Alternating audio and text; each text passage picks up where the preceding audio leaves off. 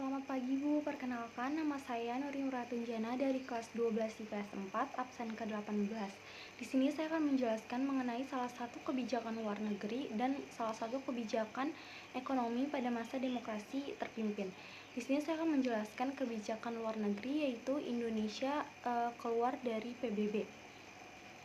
Nah, pada masa ditetapkannya Malaysia sebagai anggota tidak tetap Dewan Keamanan PBB, menyulut kemarahan Indonesia hingga akhirnya pada tanggal 15 September 1965, Indonesia itu keluar dari PBB karena Soekarno itu beranggapan bahwa PBB itu berpihak pada blok barat.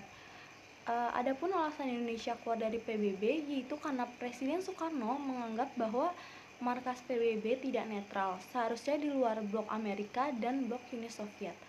Lalu PBB dianggap lamban dalam menyikapi konflik antara negara dan adanya hak veto yang dimiliki oleh 5 negara yaitu negara Amerika Serikat, Inggris, Uni Soviet, Prancis, dan Cina yang mencerminkan dominasi negara tertentu. Lalu banyaknya kebijakan yang menguntungkan negara-negara barat. Lalu salah satu kebijakan ekonomi dalam demokrasi terpimpin itu adalah deklarasi ekonomi atau bisa kita sebut dengan DEKON. Deklarasi ekonomi atau DEKON itu adalah deklarasi yang disampaikan oleh Presiden Soekarno pada tanggal 28 Maret 1963 di Jakarta untuk menciptakan ekonomi nasional yang bersifat demokratis dan bebas dari imperialisme dan sistem ekonomi berdikari, yaitu berdiri di atas kaki sendiri. Nah, pada memasuki tahun 1960, ekonomi bangsa Indonesia mengalami kemunduran yang sangat mencemaskan. Harga kebutuhan hidup selalu tinggi sehingga perekonomian bangsa Indonesia mengalami inflasi yang melambung tinggi.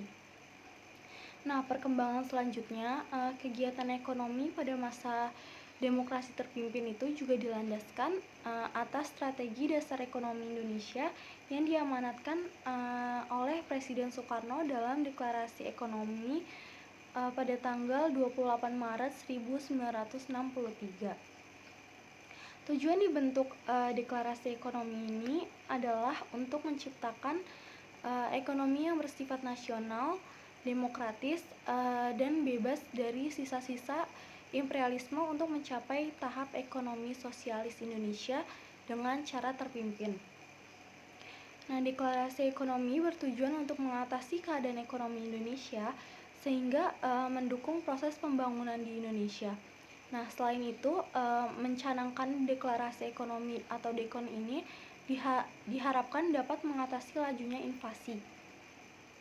Tujuan yang hendak dicapai itu bukanlah sekedar mencetuskan suatu terobosan ekonomi, melainkan untuk mendorong perkembangan masyarakat secara menyeluruh. Artinya untuk mencapai demokrasi nasional yang kemudian akan menuju tahap sosialis Indonesia. Adapun penyebab kegagalan DEKON pada masa demokrasi terpimpin itu yang satu, ada penanganan masalah ekonomi tidak rasional yang lebih bersifat politis dan tidak ada kontrol.